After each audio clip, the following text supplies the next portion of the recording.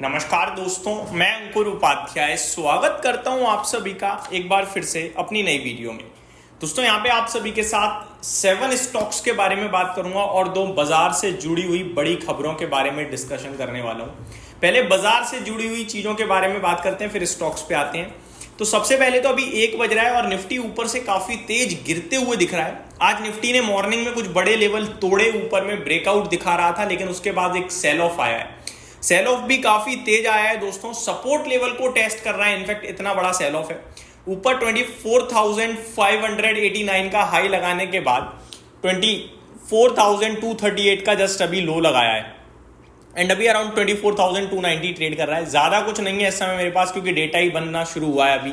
अभी last day आपका expiry हुई है, तो 24,200 एक सपोर्ट के रूप में काम करना चाहिए और वो ब्रेक करेगा तो 24,000 का सपोर्ट है अपने पास। 24,000 ब्रेक करेगा तो 23,800 का सपोर्ट है, यानी 3 सपोर्ट है हमारे पास 200 पॉइंट्स के गैप में। ये हमारे लिए निफ्टी के लेवल्स है इस समय, और कोई हमारे पास डेटा है नहीं। ऊपर में 24,500 के ऊपर अगर आज क्लोजिंग आती है तो वो ज्यादा बेटर होगा, बहुत ज्यादा बेटर होगा। बट अभी के संकेतों के हिसाब से ऐसा लग रहा है दोबारा ऊपर जाना थोड़ा मुश्किल पड़ सकता है। मार्केट ब्रेथ बिगड़ चुकी है, ऊपर से तेज बिकवाली आई है, पोर्टफोलियो टूट रही है बीते कुछ दिनों से इंडेक्स लगातार ऊपर जा रहा है। तो ये थोड़ा सा मैनेज हो रहा है मार्केट, और कुछ भी नहीं है। इसको करते हैं हम साइड। बात करेंगे दूसरी बड़ी खबर के बारे में, तो वो मैं आप सभी के साथ वीडियो के एंड में बात करूंगा, और ये बहुत बड़ी खबर है टैरिफ से रिलेटेड। स्टॉक्स पे आते हैं दोस्तों। कभी ब्लॉक डील में शेयर का प्राइस टूट जाता है, तो कभी ब्लॉक डील में शेयर का प्राइस बढ़ जाता है। कंफ्यूज बिल्कुल मत होइएगा, दोनों में क्या डिफरेंस है वो बताता हूं। अभी 3-4 दिन पहले, 3-4 ट्रेडिंग सेशन पहले टाटा टेक्नोलॉजीज में ब्लॉक डील हुई 5% डिस्काउंट पे, शेयर 6% टूट गया। ठीक है, क्यों टूटा? सबने कह दिया ब्लॉक डील हुई है भाई, 5% डिस्काउंट पे शेयर्स बेचे हैं तो शेयर टूट गया। आज के दिन पीएनबी हाउसिंग फाइनेंस में भी 5% डिस्काउंट पे ब्लॉक डील होती है, और शेयर का प्राइस अभी करंट सिचुएशन में करीब 6% ऊपर ट्रेड कर रहा है। इनफैक्ट एग्जैक्टली मैं बताऊं तो 4.25% ऊपर ट्रेड कर रहा है 1053 के लेवल्स पे। 960 के समथिंग की ब्लॉक डील का भाव है, और आज का अगर मैं लो भी देखूं तो वो 1050 का है, यानी वो ब्लॉक डील वाला भाव भी नहीं दिखा। अब ऐसा क्यों दोस्तों? इसके पीछे रीजन है, जब कोई फंड शेयर को बेच रहा है ऐसा बाजार को दिखने लगता है कि यार ये तो बेचेगा ही बेचेगा, तो जब तक वो नहीं बेच देता तब तक स्टॉक में ओवरहैंग होता है, टेंशन रहती है यार उसे बेचना है उसे बेचना है। और जैसे ही वो बेच देता है बाजार खुश हो जाता है, ओवरहैंग खत्म और शेयर बढ़ता है। और अगर कोई अचानक से कोई सेलर आ गया, अचानक से कोई फंड बेच रहा है, तो वो नेगेटिव है। अब ये जो पीएनबी हाउसिंग में कार्लिल ग्रुप बेच रहा है, ये पहले से बेचता आ रहा है, तो सबको पता है इनके पास जो स्टेक है वो तो बिकना ही बिकना है। तो कार्लिल ग्रुप ने जैसे ही कहा कि मैं एंटायर स्टेक बेच रहा हूं, बाजार खुश हो गया कि ठीक है भाई साहब, अब आप जाओ, टेंशन खत्म, आपको तो बेचना ही था, जितनी जल्दी बेच दोगे उतना अच्छा है।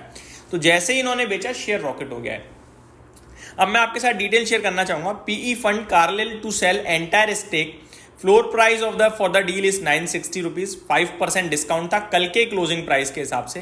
कार्लिल 10.4% स्टेक होल्ड करता था और वो सारा का सारा बेचकर जा चुका है। तो ये पीएनबी हाउसिंग के लिए डिटेल्स हो गई। सेकंड स्टॉक है दोस्तों इटर्नल, जिसे आप जोमेटो के नाम से ज्यादा अच्छे से जानते हैं। कल इसके नंबर आए, नंबर खराब थे। गाइडेंस में पहले ही कंपनी बोल चुकी है कि प्रॉफिट टूटेगा, हो सकता है लॉस में भी आ जाए, क्योंकि हम क्विक कॉमर्स के स्टोर एक्सपेंड कर रहे हैं काफी तेजी से, तो इसकी वजह से टूटेगा। टूटा भी प्रॉफिट। कंपनी ने 2 बड़े फैसले भी लिए कि उनका एक जोमेटो क्विक सर्विस नाम का प्रोडक्ट था, उसे बंद करा। 15 मिनट फूड डिलीवरी जो था, कंपनी ने कहा यार ये नहीं हो पाएगा, अगर इसे करने की कोशिश करी तो कस्टमर्स के कहीं ना कहीं हम कस्टमर को सेटिस्फाई नहीं कर पाएंगे, कस्टमर कॉम्प्रोमाइज करना पड़ेगा हमें, इसलिए हम इसे बंद कर रहे हैं। और ये मैंने आपके साथ कहा था कल कि बहुत अच्छा डिसीजन है कि आपने गलती पहचानी और आपने उसे बंद करा। लोग गलती नहीं पहचान पाते बहुत बार, तो ये अच्छी बात है। शेयर नीचे खुला जरूर, लेकिन क्योंकि FII का बड़ा भारी पसंदीदा स्टॉक है ये, तो वो टिका नहीं, नीचे ऊपर आ गया। और ये भी मैंने कल आपके साथ शेयर किया था कि मुश्किल ही गिरेगा ये शेयर। नेक्स्ट स्टॉक है दोस्तों इंडस टावर। ये काफी फेवरेट बना हुआ था, चल भी रहा था, ऊपर भी आ रहा था, लेकिन अचानक आज बड़ी गिरावट हो रही है, 6% नीचे। नंबर्स के बाद गिरावट आई है, और नंबर्स वीक नहीं, काफी ज्यादा वीक आए हैं। रेवेन्यू भी कुछ खास जंप नहीं कर पाया है, प्रॉफिट में गिरावट आई है, मार्जिन्स टूटे हैं, कामकाजी मुनाफा भी सिमिलर रह गया है। इसी की वजह से स्टॉक थोड़ा नीचे दिख रहा है। बट इंडस टावर पोटेंशियल काफी रखता है, स्टॉक सस्ता काफी है, वैल्यूएशन टर्म्स में लॉन्ग टर्म निवेशक कहीं ना कहीं बने रह सकते हैं। फ्रेश एंट्री या एक्यूमुलेशन के लिए मुझे लगता है थोड़ा वेट करें, नंबर्स के बाद थोड़ा और वेट करना चाहिए। नेक्स्ट है दोस्तों आईटी स्टॉक। आईटी स्टॉक्स वैसे तो इस समय कभी तेजी तो कभी मंदी दिखा रहे हैं। यूएस में रिसेशन का डर लगता है तो गिर जाते हैं, और यूएस में कुछ भी अच्छी खबर आती है तो बढ़ जाते हैं।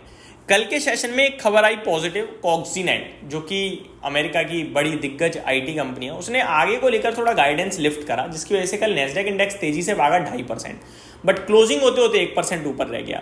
आज सेम चीज अपने भारतीय आईटी इंडेक्स में भी दिखी, तेजी शुरुआत में तो दिखी बट अभी कहीं ना कहीं लाल निशान में फिसल गए हैं, ऊपर से काफी तेज फॉल आया है, अभी लाल और हरे के बीच में झूलता हुआ दिख रहा है आईटी इंडेक्स। तो ये एक खबर की थी जिसके दम पर स्टॉक ट्रेड करता रहा। पांचवी बड़ी खबर है ऑफ मार्केट, यानी स्टॉक मार्केट में लिस्टेड नहीं है, एयर इंडिया। एयर इंडिया की बात करें दोस्तों तो पाकिस्तान ने एयर स्पेस रोका है, आप सभी के साथ मैं डिस्कस कर चुका हूं। अब इस एयर स्पेस के रोकने से, ये पहले भी हुआ था एक बार 2019 में, जब वो हुआ नहीं था, दूसरा अटैक हुआ था जब अपने पास, जहाँ पे हमारे फौजी भाई लोग कहीं ना कहीं शहीद हुए थे, वो वाला, अभी मेरे को नाम याद नहीं आ रहा उसका, 14 फेब को हुआ था वो।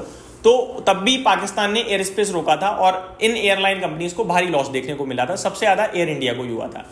इस बार एयर इंडिया ने गाइड किया है, सरकार से कंपेंसेशन के लिए कहा है कि भैया अगर ये 1 साल तक चलता है, 1 साल तक ये जो एयर स्पेस ब्लॉक करा है पाकिस्तान ने, तो अराउंड $600 मिलियन का लॉस आएगा एयर इंडिया को पर्टिकुलरली, तो वो कंपनसेट कर दे गवर्नमेंट, ऐसा कहा है। तो जो बाजार में लिस्टेड है like spice jet, like Indigo, इनको भी लॉस आएगा, बट इनको उतना नहीं आएगा क्योंकि बड़े लेवल पे इंडिया को ही आता है। मैं तो कहूँगा कि गवर्नमेंट कंपनसेट कर दे, बट पाकिस्तान की बैंड बजानी चाहिए।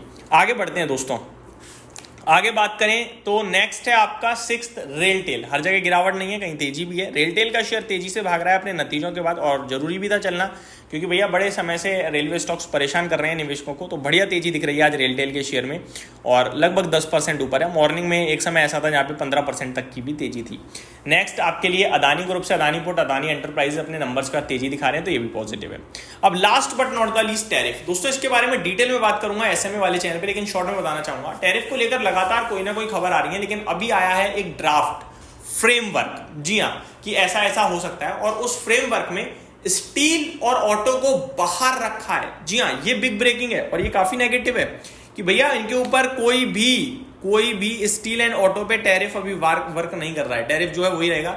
ड्राफ्ट फ्रेमवर्क में ऑटो और स्टील इंडस्ट्री को आउट रखा गया है नेगोशिएशन से, कि इन पे अभी कोई बातचीत नहीं होगी, इन पे तो जो लग गया तो लग गया, और इसको प्रोटेस्ट कर रहा है जापान। इसके बारे में डिटेल में बात करेंगे आप सभी के साथ नेक्स्ट वीडियो में, बने रहिए चैनल के साथ। Thank you so much for watching this video, have a great day guys.